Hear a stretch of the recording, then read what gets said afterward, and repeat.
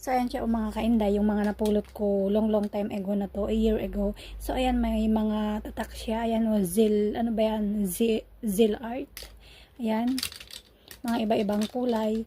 And then, Elizabeth Arden. Ayan. Gine-search ko siya sa Google, mga ano siya New Balance. Branded to mga kainday, yan. Perry Ellis. Ayan. Ito, hindi ko alam kung anong brand nito. Ayan. So, ang dami. Ayan, America.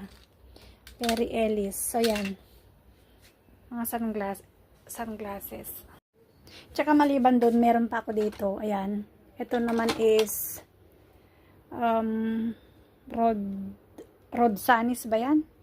Ayan. Actually, meron pa akong mga as in talaga branded na ayan. Mga napulot. Di ko na lang matandaan kung asaan ko nilagay. Basta diyan. So, mga sunglasses, marami akong mga napulot. So, ayan. Papabox na natin.